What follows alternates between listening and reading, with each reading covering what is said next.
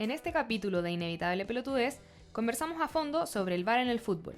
Lo comparamos con la tecnología usada en otros deportes, analizamos los puntos bajos que ha tenido, quiénes son los responsables y cuáles son los desafíos que tiene que superar para hacer el juego más dinámico.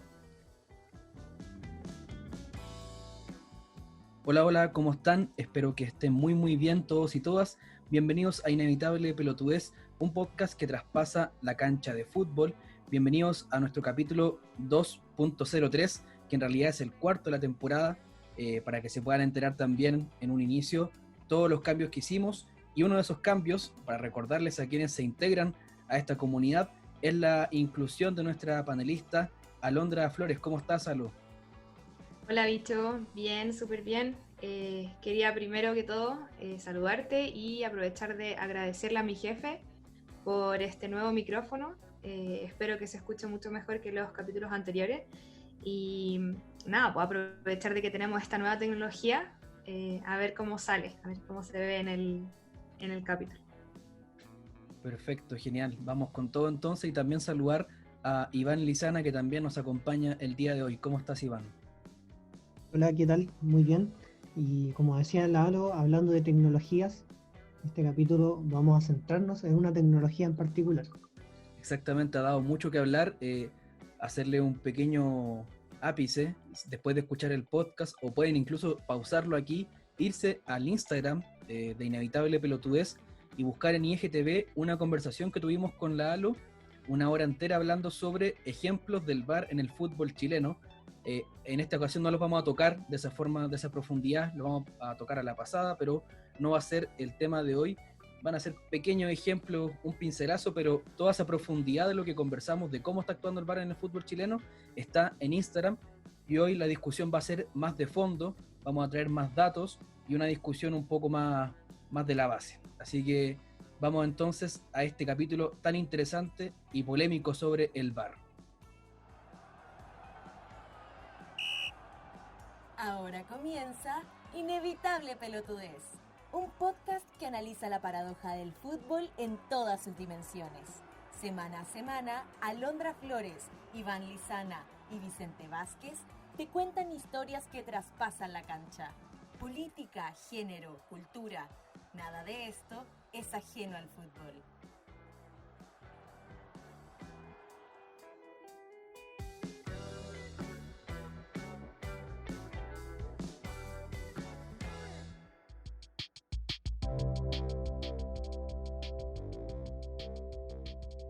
Bueno, primero vamos a partir haciendo una especie de recapitulación, porque nos damos por sentado que a lo mejor no todos cachan muy bien en qué consiste el VAR y qué significa. El VAR significa Video Assistant Referee, las siglas están por la palabra en francés. Y el VAR es básicamente un video arbitraje en el fútbol, que es un sistema tecnológico que apoya al árbitro para la toma de decisiones, especialmente en momentos difíciles. Esto ha implicado también una gran movilización de recursos porque implica tener a lo menos 2 árbitros más, aparte de los 4 árbitros que ya se tienen en cancha. Y la actuación de estos árbitros no necesariamente tiene que ser en una caseta en el estadio mismo, que es como se utiliza en Chile, sino que también pueden estar en una oficina central, como se utilizó en el Mundial de Rusia 2018 y en el Mundial de Francia 2019. Me imagino que también se hizo en la Copa Confederaciones y en varias otras partes más también se ha hecho de esa forma. Entonces tenemos esas dos formas de aplicar el VAR. Y bueno, el VAR no es de libre disposición, sino que tiene 4 instancias en las que ésta actúa, que son, primero, todo lo que tenga que ver con goles, cualquier duda que haya con algún gol que se haya hecho, actúa el VAR. En las tarjetas rojas, en penales dudosos y en confusión de identidad. Por ejemplo, si el árbitro no está seguro de a quién tenía que sacarle una tarjeta o algo por el estilo, puede recurrir también al VAR. Los jugadores y el cuerpo técnico de ambos equipos no pueden pedir la revisión del VAR, es solamente el árbitro central y los árbitros de la sala VOR, que es la sala de monitoreo, los que pueden darle el inicio a esta tecnología. De hecho, se supone que en estricto rigor, si los jugadores y el cuerpo técnico piden el VAR, deberían recibir una sanción que es una tarjeta amarilla.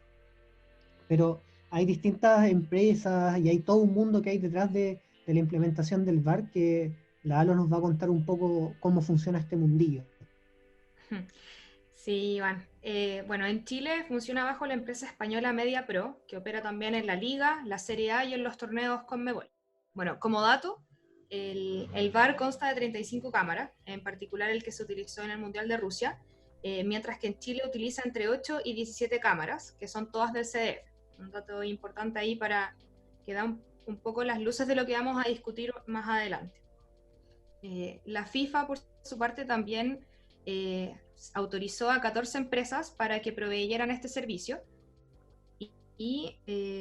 También como dato, Hawkeye, que es la empresa británica responsable de esta misma tecnología en el tenis, es una de las proveedoras más importantes a nivel FIFA, UEFA y de las principales ligas europeas.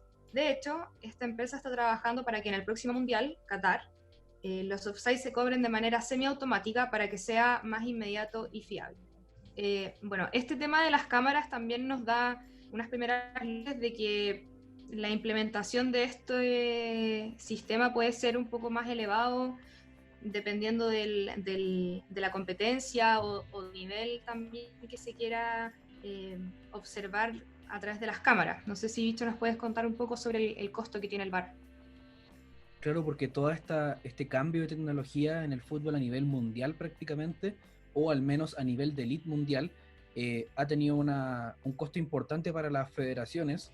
¿Y por qué digo esto? Porque, claro, uno piensa en la liga española, la liga inglesa sobre todo, y claro, esos milloncitos de más no hacen mucho efecto en la camisa, ¿cierto? Pero acá en Chile, cuando hablamos de la implementación del VAR, y ya cuando se empezó a confirmar el año 2019, que el siguiente año, en este caso 2020, iba a comenzar esta implementación, ya se sabía que al año en Chile iba a costar cerca de $2 millones. Y esto pensando en el tipo de torneo que había el año pasado, porque recordemos que cambió la competición a raíz del estallido social y cambiaron, por ende, la cantidad de partidos por fecha y la cantidad de partidos en total. Esto lo digo porque en el formato anterior, cuando había 8 partidos por fecha y 30 fechas, se pensaba que el VAR costaba por partido unos 5,6 millones de pesos chilenos. Esto en un partido de la temporada, por ejemplo, en el tipo de partido de 2019. Es decir, hay 8 partidos por fecha, hay 16 equipos y por ende hay 30 fechas en el año. En cambio, como cambió el formato de competición, uno podría asumir que el costo aumentó. ¿Por qué? Porque como ascendieron Santiago Wanderers y Deportes La Serena, eso implica que hay 9 partidos por fecha y no 30 fechas, sino que 34. Si uno hace la multiplicación, hay al menos 66 partidos más en este año. Entonces me imagino que el costo del VAR en Chile tiene que haber aumentado.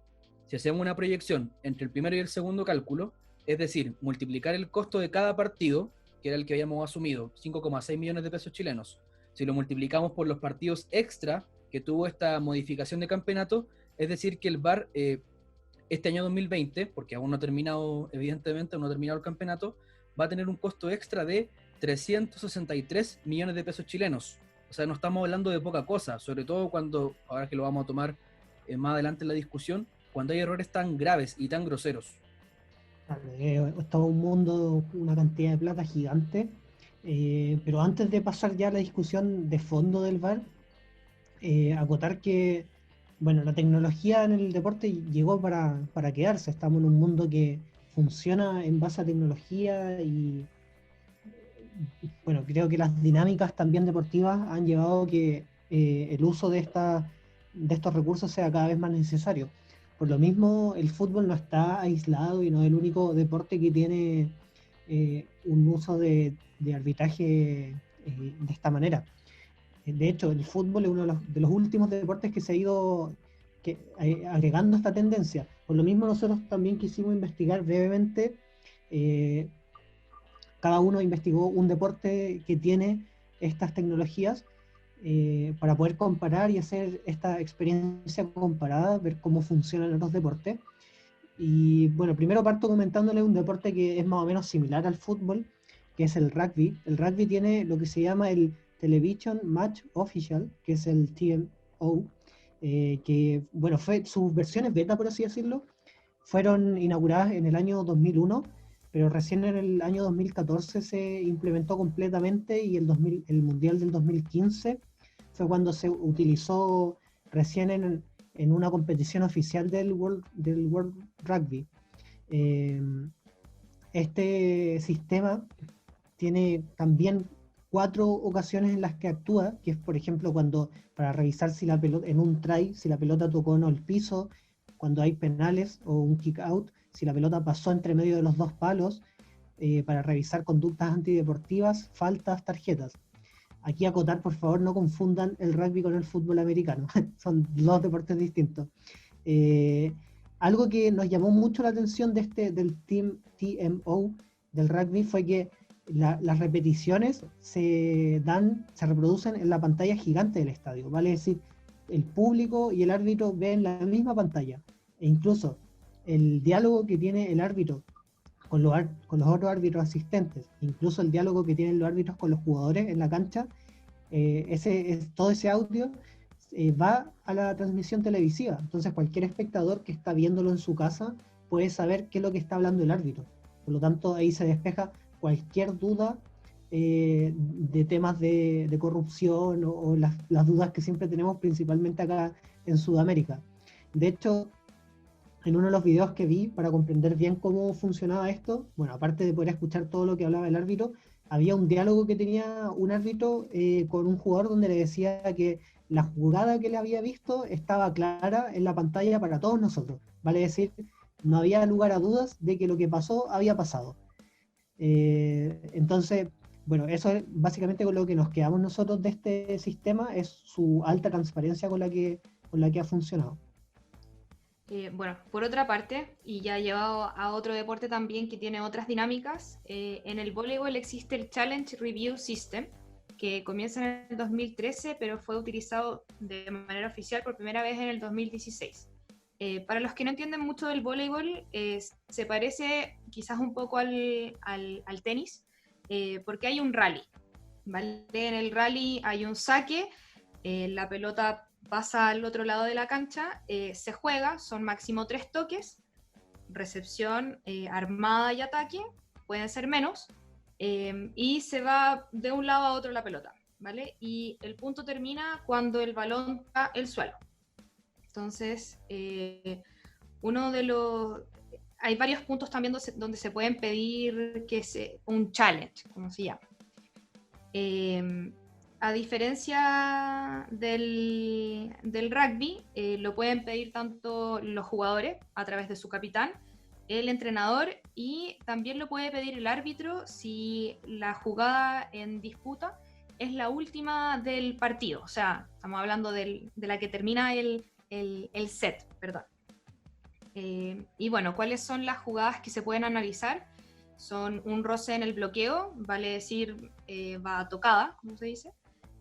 Un fuera de cancha, in-out, tocar la malla, que es un foul, que se toque la antena, que también es un foul, o una invasión que se llama, que es una falta de pie, que puede ser cuando el zaguero, vale decir que hay el que está atrás, ataca adelante, que bueno, una parte técnica del voleibol, cuando se toca la línea de saque, cualquier estilo de falta de ese estilo.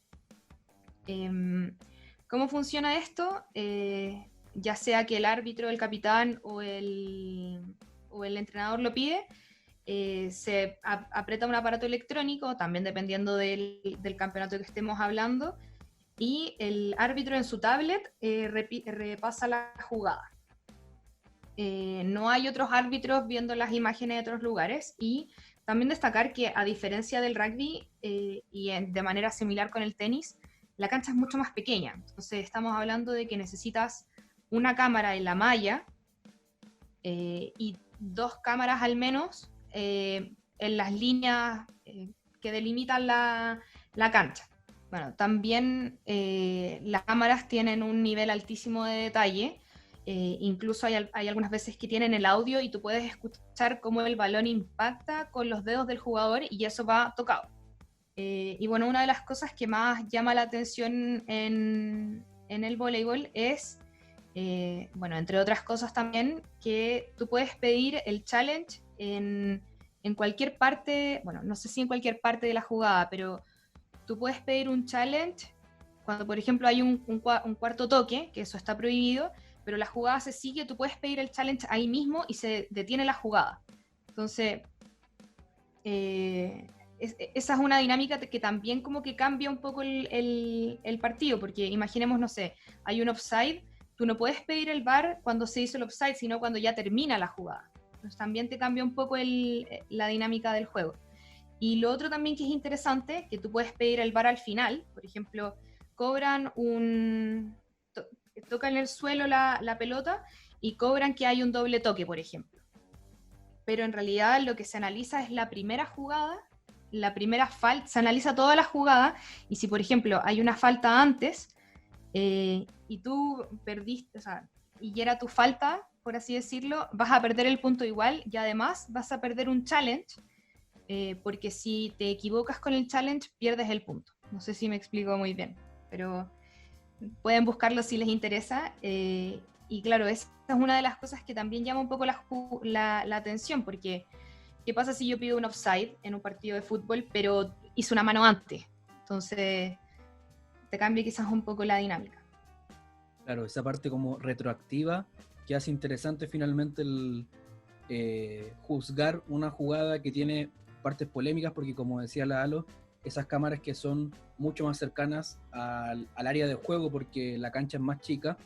En el voleibol a veces pasa de todo, hay dedos que pasan la malla, dedos que se chocan entre los jugadores de equipos rivales, entonces es interesante que ese detalle termina siendo clave porque vamos haciendo como una degradación de contacto, ¿cierto? En el rugby hay muchísimo contacto muy parecido al fútbol, en el voleibol digamos que es de semicontacto, no siempre se empalman las manos de los jugadores, a veces los trancazos de la pelota cuando hay un bloqueo, un remache y un bloqueo al mismo tiempo, viceversa, pasan esos contactos que son importantes de dirimir para los jueces, y en el caso del tenis, que vamos a pasar ahora y conversarlo un poquito, es donde no hay contacto prácticamente nada, en ningún momento los jugadores tienen que toquetearse como en los otros deportes, ni pasa nada por el estilo, y por ende quizás esa es la tecnología más alejada a la esencia del fútbol, que es algo que vamos a conversar, las cosas que vamos rescatando un poco para proyectar el tema del VAR y por qué ha sido tan polémico.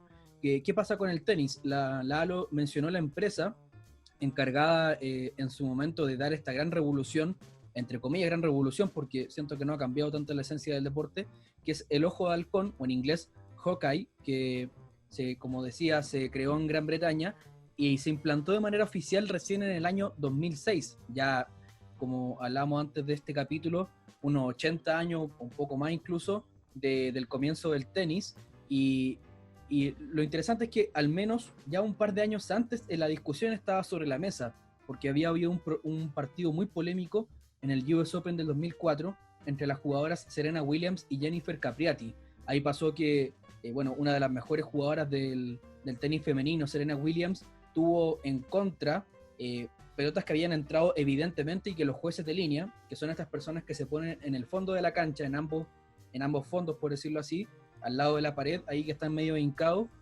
agachados, deciden si las pelotas salen o no, porque el juez de silla, que está en esta como escalerita con una silla y que está viendo viendo de un lado para otro, como transcurre la jugada, no puede ver las partes más cercanas y las más lejanas de la cancha, no las veo con la misma precisión. Por lo mismo están estos jueces de línea que definen cuando la pelota sale o no. Entonces, ¿en qué es lo que ayuda el Hawkeye, el ojo de halcón? En definir precisamente y milimétricamente dónde cae la pelota, dónde bota, y esto es gracias a 10 cámaras que están instaladas en el recinto, generalmente en los estadios más grandes, a veces cuando son el curso central, por ejemplo, del US Open, en Roland Garros, Roland Garros no porque arcilla, pero Wimbledon, en la cancha más grande o en las 3 principales está la tecnología implantada, pero en la cancha 14, en la cancha 23, que caben 200 personas, ahí no va a estar. Lo interesante es que, como para el que haya visto un partido de tenis de la elite y que se haya fijado en cómo transcurre esto, cuando se pide una jugada, pasa que el primer segundo es la imagen del video de los jugadores cuando le pega con la raqueta, y ya inmediatamente es una imagen 3D. es una animación gráfica en 3D que muestra cómo la pelota va y cae. Ahí claramente se triangula toda la información que traen estas cámaras, que son diferentes a la de la transmisión oficial, y que arman esta animación que dice literalmente sí o no, como adentro o afuera, dónde cae la pelota. Que es lo interesante, es que esta transmisión se muestra tanto a la gente que está viendo el partido por televisión, si es que se televisa en ese caso, y a la gente que está en el estadio. Entonces algo entretenido es que cuando se pide un challenge, sobre todo en un momento decisivo del partido, y la gente lo entiende, la gente empieza a aplaudir ahí, y se entiende que puede ser algo decisivo, algo tan milimétrico. Por eso el margen de error es súper escaso. Y lo interesante es quién lo puede pedir y cuándo. En el caso, aquí ya como reduciendo el margen de acción al rugby y al voleibol, solo puede ser solicitado por los jugadores y tienen 3 oportunidades por cada set. En el caso de que el set se vaya a un tiebreak, que es cuando quedan a 6 juegos igualados y van a una definición de a 7 puntos, ahí se puede pedir uno extra, se le suma uno extra. Y es muy parecido que lo que explicaba Lavalo con el voleibol. Cuando tú pides el challenge y tenías razón por sobre el juicio de los jueces de línea, o el juez de silla en ese caso, ahí se te mantienen las oportunidades de challenge, que son como el mismo concepto, como la posibilidad de solicitar esta revisión, pero si uno pide el challenge y está equivocado, se pierde. Si yo tenía 3, digo que fuera, y en realidad cayó adentro, ya me quedan 2, perdí la oportunidad en el set. Entonces ahí lo interesante es que los jugadores tienen que saber administrar esa entre comillas ventaja o esa posibilidad como el as bajo la manga. Y para ir terminando con el tenis y pasar al siguiente bloque, ya lo dije en un momento, pero funciona en casi todas las superficies, porque no olvidemos que hay como una carpeta, que es una especie de entre cemento y goma sintética, está la arcilla, está el pasto, y hay diferencia entre la arcilla que es en interior, en exterior, el pasto, lo mismo. Entonces funcionan todas las superficies menos en la arcilla, porque para los que habrán visto tenis, cuando juegan los tenistas chilenos, sobre todo en Copa Davis, por ejemplo, que se juega acá en Chile en arcilla, el pique de la pelota es muy evidente, o entre comillas muy evidente. Entonces esos botes en general los dirimen los árbitros, bajan de la silla cuando hay una polémica y dicen si es que está adentro o afuera. Ahí no se ha considerado necesario usar el Hawkeye. Y de la misma forma, como no se hace en arcilla, también le explicaba en un comienzo, como es un sistema muy caro, depende de cada organización, de cada torneo, si lo implementa o no. Y ahí es lo que le decía, si tiene courts muy grandes, courts muy chicos, entonces puede haber un ATP 250, que es el torneo ATP más bajo, pero que en general tiene buenos jugadores. Hay un ATP 250 en Sao Paulo que podrían no tener el Hawkeye, y hay un torneo ATP 250 en Ginebra que sí podría tenerlo. Entonces hay una diferencia dependiendo de la organización del torneo, porque recordemos que depende ahí de entidades privadas que se afilian a la ATP. Algo importante también destacar del hockey, del tenis, que es un sí o no. Yo creo que eso también podría in or out. Entonces, claro, también te cambia un poco la dinámica, no es como un tema de interpretación. Lo mismo con el voleibol. O sea, quizás tú igual puedes interpretar que no va tocado el balón, pero no hay tanta interpretación como quizás en el rugby, en el que puede haber no, pero es que ese codazo que le pegaste fue intencional. Claro, y quizás lo último, que justo menos mal que lo tocaste para recordarlo bien, es que con qué nos llama la atención del tenis, como el funcionamiento de esta tecnología, es que es muy rápida y muy precisa. El margen de error es muy escaso, de 2 o 3 milímetros. Estamos hablando ahí de algo realmente preciso como la animación gráfica en 3D. Y lo otro es que si uno ve un partido de tenis, se da cuenta que entre que pide el challenge, el juez lo anuncia por micrófono, la gente empieza a aplaudir, que es lo que les decía, y se muestra la jugada. Yo calculo que no pasa más de 25 segundos, entonces el ritmo del partido no se pierde.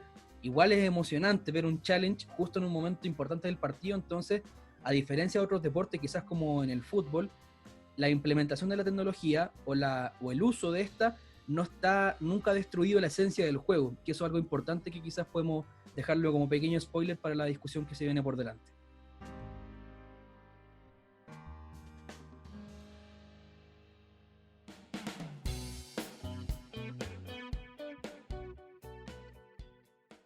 Bueno, recordar que estamos el día después del partido entre Chile y Venezuela, donde perdimos 2-1. Y ayer también pasó algo interesante con el VAR. Los dos primeros goles tuvieron que ser estudiados por el VAR para ver si eran válidos o no. Entonces, aparecen varias preguntas acá, que es, como lo mencionábamos en algún momento entre las conversaciones que teníamos antes de este capítulo, sobre el uso de este reloj que vibra cuando la pelota entra completamente dentro del arco.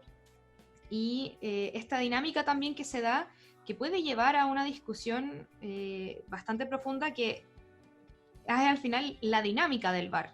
O sea, los goles se van a empezar a celebrar una vez que el VAR los rectifique. Entonces, ¿cómo va a funcionar el VAR? ¿El VAR va a cambiar el fútbol o el fútbol cambia el VAR? Entonces, empecemos esta discusión un poco que da para largo, porque llevamos 3 años de VAR en el fútbol. ¿Qué nos ha parecido hasta ahora, chicos?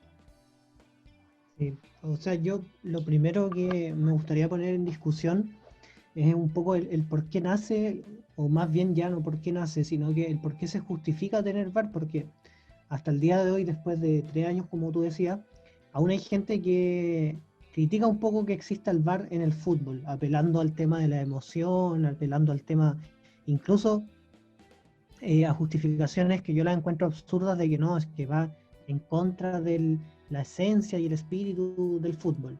Yo encuentro que el VAR y la tecnología en sí, sea el reloj o sea el TMO en el rugby, el ojo de águila en el tenis, etcétera, vienen a solucionar un problema que es real y que en el fútbol es mucho más notorio, que son las injusticias deportivas. El no cobrar un gol que fue gol evidente, el cobrar un gol que no fue gol. En el fútbol, si miramos los años 60, 70, probablemente tendríamos hasta otros campeones de Copa Libertadores. Por ejemplo, la final de Colo-Colo con Independiente el año 73 con VAR la gana Colo-Colo. Y no es necesario que nos vayamos a ejemplos tan antiguos. Un poco antes de que entrara el VAR, especialmente en Sudamérica, se dan una serie de sucesos, de conductas antideportivas, de comportamientos no deseados y de malos arbitrajes que perfectamente pueden ser solucionados por el VAR. Entonces, para mí, el uso de esta tecnología viene a corregir ese problema, que al final es justicia deportiva. Y también creo yo que hay una razón de peso también, que quizás a nosotros no nos involucra mucho, pero lo que significa también el tener una buena justicia deportiva nuevamente, por ejemplo, para equipos chicos que están disputando alguna fase definitoria, una final, y que pierdan una final por un mal arbitraje o por un cobro dudoso, significa perder una cantidad incalculable de plata. Entonces yo creo que esta forma de decidir las malas decisiones, de corregirlas, no tan solo le sirven a los hinchas, sino que también a los clubes. Yo creo que todos salen ganando. El problema no es el VAR en sí mismo, sino que, como lo vamos a discutir más adelante, es el cómo se aplica, las diferencias de interpretación, etcétera, etcétera. Claro, ahí tratar de también recordar que, por ejemplo, en Instagram hemos estado haciendo esas preguntas también, qué les gusta, qué no les gusta del VAR, y algo que nos aportaron harto en los comentarios, me acuerdo, hace unos días nomás, y también en el live que hicimos, que volvemos a recordar que conversamos con la Alo sobre ejemplos concretos en el fútbol chileno de cómo han perjudicado a ciertos equipos, y más algunos que otros, es finalmente que yo diría que hay un consenso más o menos general de que la tecnología ayuda al fútbol, sobre todo un deporte tan bullado y tan lleno de factores como muy diversos, ¿cierto? Y lo hablaba el Iván, el factor emocional, el factor de la ilusión, la esperanza, el factor deportivo, el factor económico. Entonces, ahí hay un gran consenso en que el VAR es una solución importante, y que lo que lo ha manchado o lo que ha hecho poner muy en duda si queremos seguir con esta tecnología es la aplicación, y cómo en prácticamente 3 años la esencia del VAR o el protocolo, mejor dicho, del VAR no ha cambiado demasiado. Recordemos que el VAR se implementó por primera vez en el Mundial de Clubes del 2016, y ya en una semifinal que jugaba el Atlético Nacional, dirigido por Reinaldo Rueda, recordemos, que ganó una Copa Libertadores, fue perjudicado por un gol mal anulado a su favor, terminó perdiendo 3-0 ese partido. Entonces, ya en pañales veíamos y se justificaban las quejas de los fundamentalistas de la emoción, ¿cierto? Sobre todo comunicadores y periodistas que se complicaban mucho más porque les gritaban o les quitaban la emoción del gol cuando estaba en vilo, ¿cierto? Entonces, ahí el problema,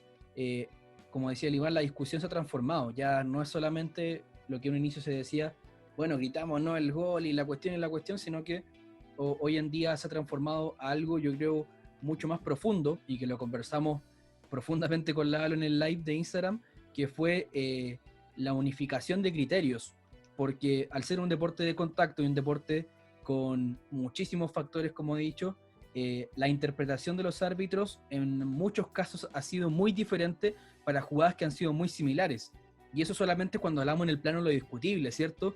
En el plano de la interpretación, pero también es que el VAR en todo el mundo ha traído errores insólitos, sobre todo en Chile, y también transparentar de que este capítulo nace porque hace algunos días en un partido del fútbol nacional de Deportes La Serena con Huachipato, otra vez se dio una muestra de la incompetencia de las personas que estaban en el VAR y que tiran mal una línea que en vez de pasar por la última zona que habilita al jugador contrario que está atacando, pasa por entre medio de las piernas del jugador que está defendiendo. Entonces ahí no se explica cómo con capacitación, con tantos recursos impuestos en este asunto, es que hayan errores pero tan groseros. Yo creo que también un poco por ahí creo que tiene que ir la discusión en si se está aplicando tantos recursos para esto. Si entendemos de que se va a quedar para siempre, ¿por qué no hay una autocrítica? Una autocrítica de que no solamente hay una cuestión de lo discutible, sino que hay errores insólitos. Que yo creo que en el fútbol, sobre todo, se justifica más aún la implementación del VAR por el mal que tiene el fútbol, que son las simulaciones y todas esas tonteras que hacen los jugadores. Sí, Bicho, yo creo que también algo importante que tiene el VAR y que se ha perdido un poco a lo largo de estos 3 años es que la persona que solicita el VAR es el árbitro o los asistentes de video en la sala por que dicen como, oye, se te pasó esto.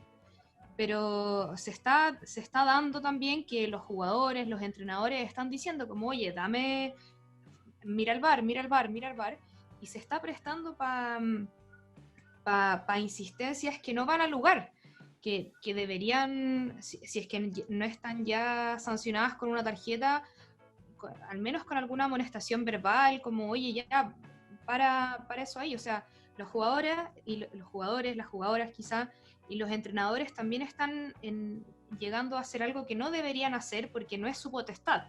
Ahí también viene recordar un poco lo que hablamos en la parte anterior. Quizás el VAR debería empezar a tener, no sé, que el árbitro en cancha tenga la potestad para decir como, ok, tengo todos los VAR que yo quiera, pero cada entrenador o capitán puede tener 2 VAR por tiempo, por ejemplo. Que también es una discusión que tuvimos en algún momento, por el tema de la cantidad de puntos que se dan en los otros deportes que comentamos en el bloque anterior. Por ejemplo, en el voleibol y el tenis, tenemos muchos puntos por set. En el voleibol puedes tener por lo menos 40, 45, si es un set peleado. Y eso por 3 sets que se dan en un partido como oficial. Entonces, claro, en el fútbol es un poco más lenta la dinámica del partido, son un par de jugadas las que tú podís como pedir el VAR, entonces, claro, ahí aparecen los jugadores insistiendo, los mismos entrenadores también.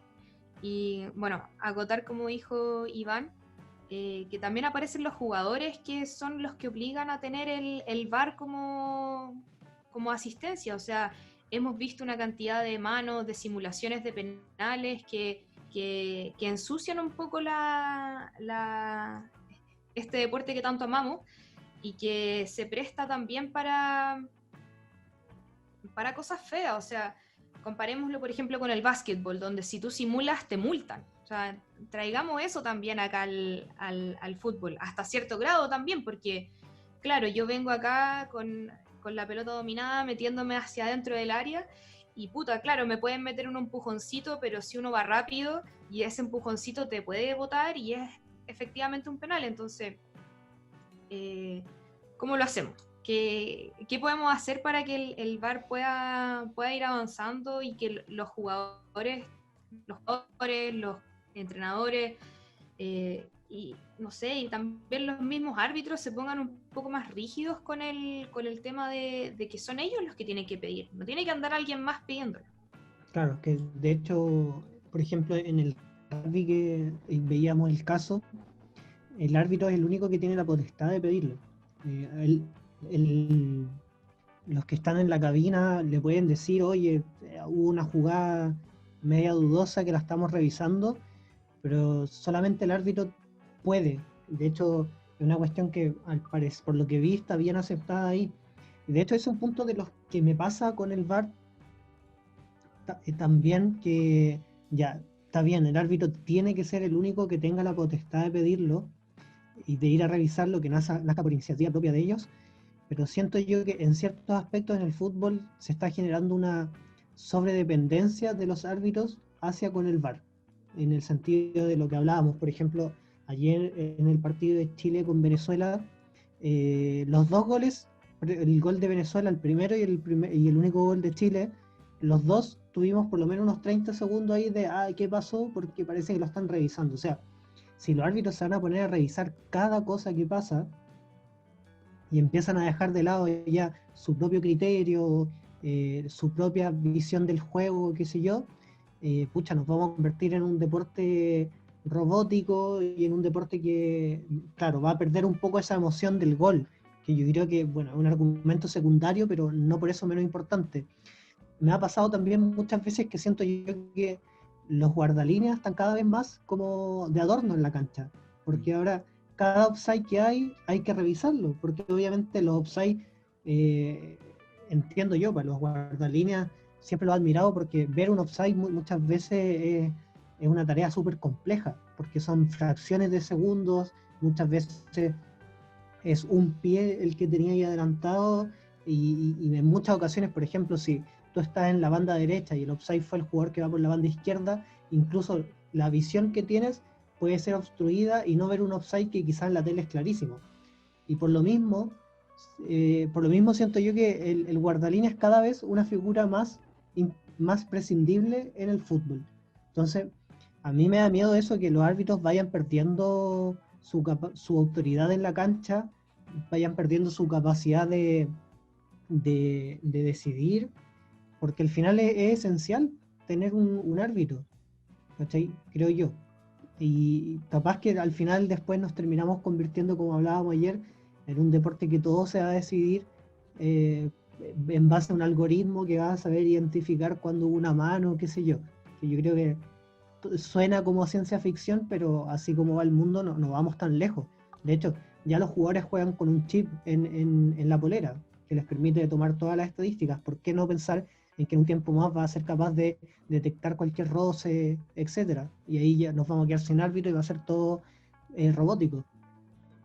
Claro, ahí recogiendo un poco lo que dice el Iván, también creo que esto plantea una discusión más de fondo, como sacando al VAR de por medio, que es el nivel de los árbitros, la coherencia de los criterios, cómo deciden, este tema de, en un mismo partido no se cobran dos cosas que son muy similares. Y aquí, por ejemplo, ya dando algunos casos distintos a los que hicimos en el live, por ejemplo, hace no mucho se hablaba de que el arbitraje de Ever Aquino en el Uruguay-Chile, la primera fecha de las clasificatorias a Qatar, fue un robo porque además lo que más lo puso en jaque, yo siento yo que no se puede justificar por ningún lado, es que el penal que le cobra a Uruguay es un precedente. Y para mi interpretación, que esto no tiene que ver con el reglamento, una mano que como la están cobrando, que va directo, la pelota si va directo a la mano, es mucho más mano que una que te rebota en la rodilla y te pega en la mano. Entonces uno dice cómo ahí el protocolo entre el VAR y el árbitro fue tan distinto para un caso como para el otro. Y aquí una columna que leí hace un tiempo de Cristian Arcos, que nos acompañó hace un tiempo en el podcast en la primera temporada, es que él opinaba y decía, y encuentro que es muy cierto, que el buen árbitro o la buena árbitra va a cobrar siempre bien con o sin el VAR.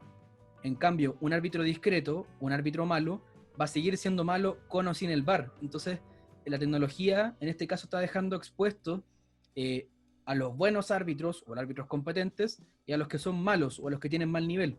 Y también la selección ha tenido algunos casos interesantes donde el VAR no tuvo coraje, que fue un pisotón a Gato Silva en la Copa Confederaciones con Portugal, esos offside medio raros de Edu Vargas contra Camerún en la misma Copa Confederaciones, la uña de Alexis Sánchez que estaba adelantada contra Colombia el año pasado, que nos trae otra discusión. Entonces siento yo que incluso el VAR ha dejado expuesta una discusión aún más de fondo, que es que los árbitros no dan la talla.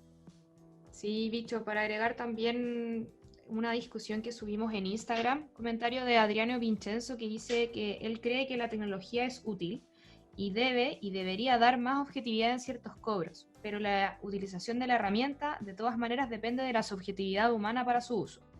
Y es ahí donde se presta para malos entendidos, porque han habido casos flagrantes en donde se ha utilizado simplemente porque el árbitro le quedó clara la jugada al verla en vivo y no quiere utilizar el VAR. Entonces, volvemos un poco a lo mismo, y que es una pregunta que radica en la utilización de esta tecnología, que al final es que si el obstáculo es la tecnología o el capital humano, que la calidad de árbitros que tenemos ahora, que no sé si serán ellos mismos los que dudan de los cobros, pero se está llevando a tal punto que ya no necesitas un árbitro en cancha, porque vas a tener al VAR que te va a decir como no, fue offside, se anula. Entonces, claro, lo que decía Iván, ¿para qué vamos a tener árbitro en cancha si lo va a terminar haciendo toda una pantalla? Claro, yo creo, lo pienso mucho, que es casi como el meme de estos dos perritos, como el perrito fuerte, sería como el árbitro de los 70, de los 80, que la weá que cobraba estaba seguro y moría con ese cobro, que obviamente tiene sus aspectos negativos también, porque se prestaba para muchas cosas raras. Y el perrito chiquitito sería como el árbitro de los 2020, que cada weá que ve y cobra, no, es que tengo que ir a revisarlo al bar porque no estoy seguro. Yo creo que ambos casos tienen sus luces y sombras, porque digo, yo soy un defensor del VAR porque creo que es necesario apostar por la justicia deportiva, pero ese es el problema, los árbitros se van a volver cada vez más prescindibles, los árbitros cada vez que cobren algo van a sentir esa necesidad de ir a revisarlo, porque además, pongámonos en los zapatos de un árbitro, estáis dirigiendo un partido que no lo están viendo 3 personas, lo están viendo miles de personas, y en algunos casos lo están viendo cientos de miles de personas. Entonces, claro, cualquier cobro que tú hagas, te lo están mirando, estás siendo objeto de escrutinio público, y eso es una presión inmensa sobre ti, pero eso no significa que caigamos en una sobredependencia del VAR, porque si no va a pasar esto, cada gol que se meta, vamos a tener que ir a revisarlo, porque en cada gol puede haber un offside milimétrico, en cada gol pudo haber una mano imperceptible, y eso a largo plazo le va a ir quitando, voy a caer en el mismo argumento que no quería decir, pero le va a terminar quitando emoción al juego. Lo otro, quizás ante esta polémica tenemos que aceptar que a lo mejor el fútbol es justamente un deporte de interpretaciones, y con o sin tecnología vamos a tener problemas de interpretación, porque al fin de cuentas, que claro, tenemos la tecnología, pero también tenemos un ser humano que la interpreta, y básicamente llevamos 120 años jugando al fútbol en base a interpretaciones. Entonces, lo que tiene que pasar, yo creo, es que, claro, los árbitros tienen que tener las mejores capacitaciones, tienen que instruirles esto de que en el fondo lo que ellos cobren, ojalá estén seguros, y si tienen dudas solamente, que vayan a revisarlo, o si el VAR revisó y les dice, oye, hay algo raro, que vayan a revisarlo, quizás podría ser así. Los protocolos también deben afinarse lo más que se pueda, en temas de cuándo se cobra a mano y cuándo no, cosas así. Pero algo que me preocupa a mí también es como evitar caer en la sobre racionalización del VAR, en el sentido en que me pasa que muchas veces, como que el fútbol y el VAR se ha convertido en una cuestión que está demasiado apegada a las reglas. Por ejemplo, el ejemplo que yo les ponía el otro día era el partido del Liverpool con el Everton, que lo terminaron empatando 2-2. Al Liverpool en el minuto 92 le cobraron un offside, o sea, metió un gol al minuto 92 que era el 3-2, y se lo anularon por un supuesto offside. ¿Qué pasó? Que perceptiblemente en lo que pudimos ver incluso en la tele, no había offside, pero la tecnología que usa la Premier League del VAR, el VAR que utiliza la Premier es tan minucioso que es capaz de percibir cualquier tipo de offside, ¿cachai? Y en estos momentos, tener un codo adelantado, tener una uña del pie, un dedo del pie adelantado es offside, y por lo tanto se anula, porque así de minucioso y así de específico es el VAR en Inglaterra. Lo que me pasa a mí ahí es que también tenemos que ser laxos en el sentido de decir como, oye, tener un codo adelantado no es una ventaja que tiene el jugador para meter el gol. Tú no podés meter un gol con el codo, o tener un codo adelantado no significa que tú le vayas a sacar 1 o 2 metros de ventaja al defensa. Lo que sí puede pasar si tú tienes, por ejemplo, un pie adelantado, que una zancada de un jugador de fútbol, por lo menos sacarle 2 metros de ventaja en una corrida chica. Entonces, yo creo que también hay que ser capaces de decir, ya, ¿sabéis que el VAR, si ponemos un sistema tan minucioso, nos va a cobrar todos estos offside que queramos, pero sepamos que hay jugadas que no van a meritar que sea un motivo de anularlo? Es como cuando el micrero no te para en el semáforo porque no está en roja, porque no está en el paradero, ¿cachai? A eso voy. Como cuando caes en una sobre-racionalización de las cosas que haces. Bueno, y si nos ponemos a hilar más fino, también la diferencia de tecnología y definición también hace que se cobren, entre comillas, una misma jugada de forma muy diferente. Algo que conversábamos con la Alo, y ella bien recordará, y lo explicó ella con datos al inicio del capítulo, es que, por ejemplo, para el Mundial de Rusia se usan 35 cámaras, pero en el CDF la cuestión varía entre 8 y 17. O sea, en un partido, en un clásico universitario entre la U y la Católica, claramente el CDF ocupa más escenas slow motion, y por ende va a tener más cámaras, porque recordemos, lo dijimos al inicio, el VAR en Chile depende de las cámaras del CDF, pero en un partido en El Salvador, en el Estadio del Cobre, ¿cuántas cámaras hay ahí? En un partido en Antofagasta, en un partido en Temuco. Entonces, lo que conversamos con Lalo en un ejemplo concreto, o en alguno de los ejemplos concretos, es que la cámara, los frames, la definición de la imagen, no daba a entender claramente qué se podía cobrar, o qué mala lectura del reglamento había por parte del jugador para cobrar esa mala lectura. Entonces, ahí también yo planteo un punto para también avanzar, es que, y una especie de determinación y darle el pase a la ALO. Si vamos a tener un VAR funcionando tecnológicamente a medias y con árbitros malos, y desde la perspectiva de hincha, porque Deportes La Serena ha sido el equipo objetivamente más perjudicado en todo el campeonato y que está peleando en puestos de descenso en parte, muy en parte por eso, no es la razón principal, pero en parte por eso, siento que si lo vamos a tener a medias, mejor no tenerlo. Prefiero que los árbitros se equivoquen y darle el beneficio de la duda. Bueno, el offside es difícil, interpretación, no tiene VAR. Prefiero que se equivoquen y sigan siendo malos sin VAR que teniendo el VAR y equivocándose de la misma forma. Claro, quizás el mismo VAR esté deformando un poco el juego al final, que era una pregunta que planteaba al principio. No sé, si vas a gritar un gol, o sea, si vas a esperar que el VAR, o sea, la frase es distinta, el VAR anula tu gol, no hay que esperar a que el gol sea avalado por el VAR. Creo que sí, bueno, no sé, y también, claro, un tema de definición, como yo lo dije en el bloque anterior, en el voleibol, tú puedes alcanzar a ver cómo se te deforma el dedo por el toque que le diste a la pelota. Sí, y también mantengamos un poco la diferencia entre cada uno de esos deportes. La cancha de voleibol mide 9 por 18 metros.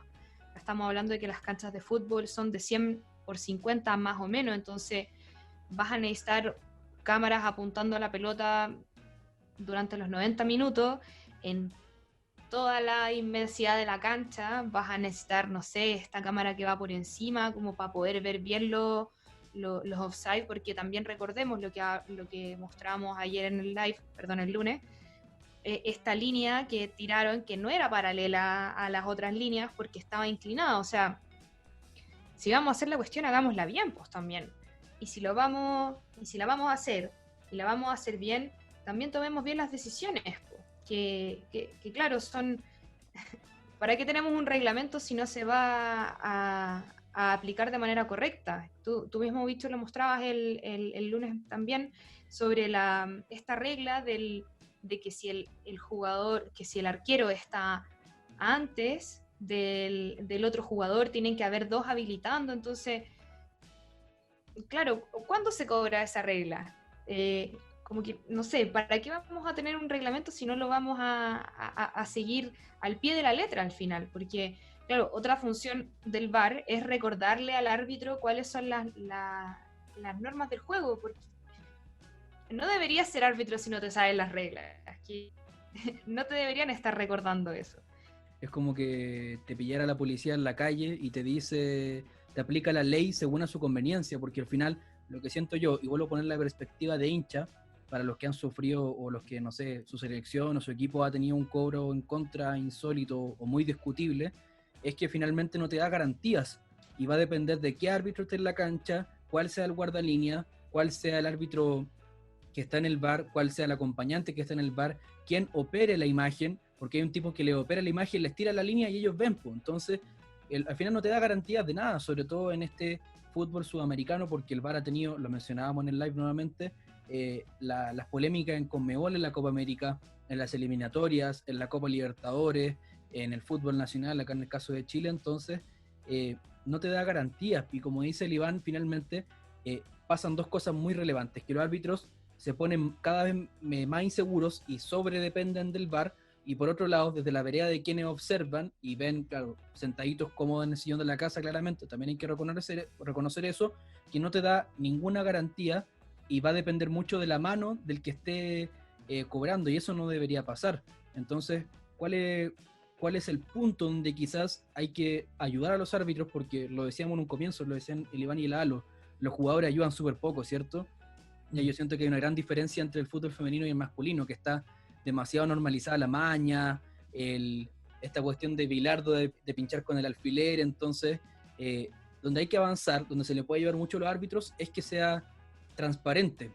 ¿Y dónde puede ser más transparente? En utilizar, por ejemplo, el formato que hace el rugby. Esto cuando la gente pueda entrar al estadio, por ejemplo, mostrar la jugada en las pantallas o en la pantalla que haya de alguna forma, o que el locutor del estadio diga, hay revisión de VAR por supuesto offside. Algo que nos permita decir, bueno, estamos en una misma sintonía, y no que está la transmisión y ni siquiera la gente de la transmisión sabe que están revisando, si ese es el tema. Incluso en casos cuando la transmisión le provee la imagen al VAR, entonces ahí preguntarse, bueno, sí, despejemos las dudas, porque yo, hincha de Deportes La Serena, la gente de O'Higgins, si veo una línea mal tirada, pareciera que casi es a propósito, y no es la idea, po. Uno quiere pensar que no es de mala fe y que es de negligencia. Ahora, reduzcamos el margen de negligencia, el margen de error. O sea, yo creo que, o sea, antes que todo, el tema que tú decías de mostrarlo en la pantalla que se está revisando algo por tal razón, ya se hace en la Premier. En la Premier, en la pantalla gigante del estadio, te ponen, está en una revisión en el VAR por tal razón, por posible mano, por posible offside, etcétera, etcétera. Yo creo que eso es un paso, pero creo que el fútbol debería abrirse a ser más como el rugby, a no tener miedo de mostrar la repetición que el árbitro tiene que ver, a mostrarla en la pantalla gigante. De hecho, en el rugby el árbitro ve la misma pantalla que el resto del público, no ve un monitor que es solamente para él. Y lo que hablábamos también de poder escuchar los diálogos que está teniendo el árbitro con los jugadores y con el resto de los árbitros, yo creo que también ayuda harto. Quizás no va a detener que sigan habiendo errores de interpretación, pero al menos a uno en el momento le va a quedar claro. Por ejemplo, cuando fue la mano en el partido de Chile con Uruguay, a nosotros nos quedó mucha la duda sobre... Ya, todos nos dimos cuenta que el error había sido una cuestión que el árbitro nunca supimos por qué fue a revisarlo, nunca supimos qué fue lo que habló con los otros árbitros, pero a lo mejor si en el momento hubiésemos sabido que los árbitros de la cabina le estaban explicando, no, fue una mano natural, qué sé yo, a lo mejor tú ahí eres más capaz de ponerte en los zapatos del árbitro, y si de afuera te están diciendo, no, es que fue una mano natural, no la vayas a ir a revisar porque tus compañeros de pega te están diciendo no la vayas a revisar porque nosotros ya la revisamos.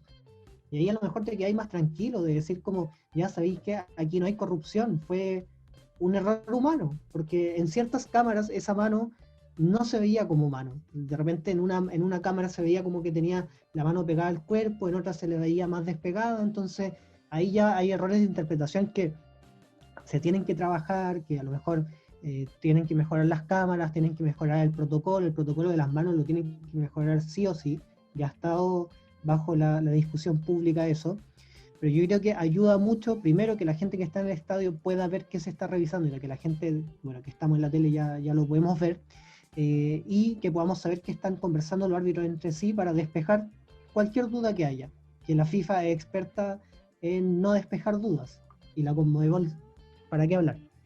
Sí, bueno, yo creo que, como hemos dicho, que el tema de la tecnología en el deporte es inevitable, y también por cómo están las cosas hoy en día, o sea, cosa de meterse a Instagram, y hay cuentas en Instagram que al segundo ya subieron el gol que se metió, entonces estamos ya en un mundo tecnológico y no creo que sea una opción echar al VAR. Entonces, volvemos un poco a las conversaciones del principio. ¿Cuál es el obstáculo? ¿La tecnología o el capital humano? ¿Quiénes son los que...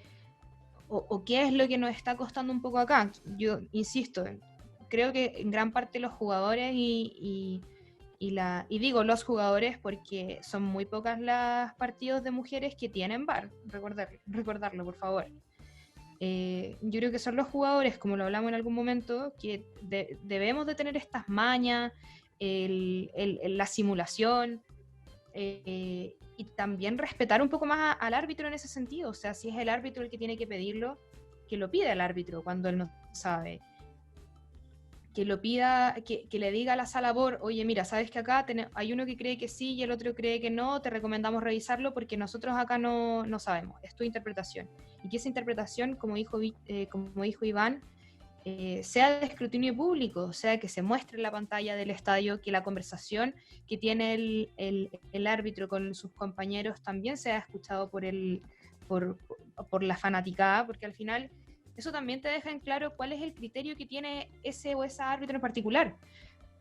Yo creo que todos sabemos que hay algunos árbitros que son amarilla, y hay otros que se dejan jugar un poco más. Depende un poco también de qué partido sea, si es Liga Italiana, por ejemplo. Es muy distinto. Me gustaría leer, para ir cerrando un poco, las propuestas para mejorar el VAR según Ignacio Chance. Claro, la primera es que se vean las repeticiones en pantallas, como en el rugby. La otra también es escuchar los diálogos y ver las mismas repeticiones. El micrófono del juez durante todo el partido, que son todas estas ideas tomadas del rugby. Y, claro, un cuarto punto que va un poco con la discusión que hemos tenido de tanto el básquetbol, el voleibol, el tenis, que los equipos puedan pedir un chequeo. Yo creo que uno ha estado ahí en la cancha y ve la mano deliberada, que claro, que quizá estaba justo como entre medio de un tumulto de gente y el árbitro no está ahí, pero tú la ves, entonces tú sabes que eso pasó. Yo creo que eso, concuerdo con Ignacio, que debería cada equipo tener, no sé, un VAR por tiempo, y que no se te descuente si es que estás en lo correcto. La quinta sugerencia también es que no dependa solo del juez y que los jueces del VAR sean solo facilitadores del video y del reglamento. Y por último, que las decisiones, la toma de las decisiones sea mucho más rápido, o sea, acercarse al tenis. Acá también estamos hablando de un tema de automatización, de tecnología, de procesamiento, que eso también involucra capital humano y capital tecnológico. Recordemos también un poco lo que hablamos al principio sobre el tema del Mundial 2018 y 2019. Había una sala central. Esto igual, y como lo discutíamos con Bicho, llega una camioneta al Estadio del Cobre, se instala, está 4 horas instalando, tirando los cables, más a 1 hora con el COVID, que tiene que haber un protocolo de separación y todo eso. Quizás sea mejor que existiese una sala VAR en, no sé, pongámoslo en alguna ciudad de Chile, que sea la encargada de llevar el VAR en todos los estadios de Chile, y que solamente tengas que instalar las cámaras. Eso te sale también a la larga mucho más barato, te ahorras viaje, te ahorras sueldo de gente, qué sé yo. Así que yo creo que el VAR llegó para quedarse, pero claro, llevamos ¿cuánto? ¿Un año acá en Chile? Yo creo que todavía hay mucho que mejorar, y bueno, para eso están también estos espacios. Ojalá alguien de la NFP, de Conmebol, de la FIFA nos escuche y diga como, quizá Nos pueden contratamos. tirar, claro, pueden tirar alguna idea, pero esta discusión no es nueva y no somos solo nosotros los que lo estamos pensando también. Yo un comentario para cerrar antes de que Bicho ahí dé el pase final. Por si alguien de la FIFA o de la Conmebol nos está escuchando, quiero cerrar con algo que igual es positivo, para no irnos solamente con una humillación pública al VAR. Creo que algo en lo que sí ha podido mejorar el VAR desde que se implementó por ahí el año 2017 es que ya no se han dado situaciones tan absurdas como se dieron en un comienzo, que me acuerdo que en un comienzo pasaba una jugada, el fútbol se reanudaba y a los 2 minutos le avisaban al árbitro por interno, oye, en la jugada anterior vimos algo, y después de 2 minutos el árbitro pausaba el partido y cobraba un penal. Incluso me acuerdo que en España, si no me equivoco, en la segunda división, si es que no fue en la primera, se dio que terminó el primer tiempo, durante el entretiempo se dieron cuenta que había habido un penal y lo cobraron en pleno entretiempo, porque el VAR le dijo, oye, hubo un penal ahí. Entonces yo creo que esos criterios absurdos que hubo en un comienzo de usarlo en cualquier ocasión, ahí sí que era en cualquier ocasión, se dejó atrás. Entonces eso a mí al menos me da alguna ventana de esperanza de que hemos ido progresando, al menos en otros países que ya están en un estadio ya más avanzado de utilización del VAR, para decir que, oye, sabéis que quizás en el futuro esta cuestión va a funcionar bien, pero tenemos que pasar por una etapa en que va a funcionar mal. Eso es inexorable. Bueno, recordar que en el voleibol se puede pedir el challenge hasta 8 segundos después de que termina el rally. Entonces, si ya pasó el punto, ya se acabó. O sea, tocaron el pitazo para que saques, la jugada no se vuelve a repasar. Y por otro lado, en el tenis, los jueces de silla pueden rechazar la solicitud si se considera que fue demasiado tarde. Entonces, claro, ese tipo de cobros que dice el Iván ya no se van a dar, pero o sea, igual requiere rapidez de la sala BOR para decir como, no hay nada que cobrar, dale nomás. Claro, al final estos detalles de rapidez, eficiencia, nos van dando cuenta de que ha cambiado y sí, claramente ha mejorado en algunos aspectos del VAR desde cómo comenzó, pero también yo creo que hay que poner en perspectiva, finalmente, para ir cerrando, el margen de acciones que el VAR ha podido como ponerle justicia, por decirlo de alguna forma, que acciones que no se vieron y finalmente eran como un penal, una tarjeta roja, un agarrón, lo que uno quiera, en las instancias que estábamos comentando en las que actúa el VAR en el fútbol, en comparación a los errores graves e insólitos que han habido. Yo creo que lamentablemente hoy por hoy en este balance de 3 años, mi percepción es que si bien en varios campeonatos han aumentado el número de goles, el promedio de goles, gracias a que se han cobrado mayor cantidad de penales, expulsiones directas que antes no se cobraban, y eso igual ayuda en parte al espectáculo. Por otro lado, siento que el porcentaje de acierto y desacierto creo que es demasiado grande aún para el desacierto y para el error insólito, como yo comentaba, y eso quizá más traído a nuestro continente, claro, porque quizá ya en Inglaterra y en España la discusión va por el criterio o por el offside milimétrico antes de que aquí tiren más la línea. O sea, que aquí llevamos, como siempre, 50 años tarde. Entonces, yo creo que por ahí también está el desafío de plantearse esas dudas y de repente de los que son jefes de comisiones de árbitros, los que están encargados de este asunto, ser más humildes también, ponerle más autocrítica y para eso yo creo que estamos, para aportar, y si estamos aquí despedazando todo lo malo que tiene el VAR, es justamente para que avance, porque yo me quiero sentar un partido el día de mañana en la división en la que esté mi equipo, y si hay VAR o no, sentirme que hay garantías, y eso no solamente para mí, que yo no aporto nada entre comillas al club o al equipo, sino que los jugadores que se sientan en la banca, ahora las tribunas por el protocolo COVID, los entrenadores sientan de que hay un arbitraje limpio y transparente, y yo creo que eso es esencial para que nuestro fútbol avance, porque si no vamos a permanecer en la absoluta mediocridad. Antes de irnos, les recordamos que pueden comentar todas sus opiniones y serán muy bienvenidas, y las estamos respondiendo porque nos sirve mucho. De hecho, la hemos comentado acá o en el live que hicimos en Inevitable Pelotudez. Nos pueden encontrar en Instagram como @inevitablepelotudez, también en Facebook, pueden comentar nuestros videos en YouTube para interactuar. Y antes de irnos, finalmente, agradecerte, Alo, por estar con nosotros, por comentarnos tantos datos, guiar la conversación también, puntualizar cosas importantes y por transmitirnos también tu percepción sobre este tema tan visceral. Gracias a ustedes por la invitación nuevamente a este grupo. Es muy interesante poder darse cuenta de todas las dimensiones que tiene el fútbol, y que, claro, son discusiones que en general no se tienen, claro, en el tercer tiempo y cosas así que nada, feliz ya de sentirme parte de Inevitable Pelotudes. Y claro, vayan a Instagram, vayan a YouTube, a las redes sociales, y compartan con sus amigos, amigas, familiares estas discusiones que tenemos, porque las preparamos con mucho esfuerzo. Así es. Iván, también agradecerte por estar con nosotros el día de hoy. Una vez más, espero que sean muchos más capítulos. Genial. Así que esperamos que le haya gustado mucho esta conversación. Un debate sin dudas muy interesante, muy necesario también para el avance del fútbol. Así que cualquier opinión, recordamos nuevamente, están las redes sociales más que dispuestas y abiertas para escucharlo y escucharlas. Así que estén muy bien y nos vemos en una próxima oportunidad. Chau, chau.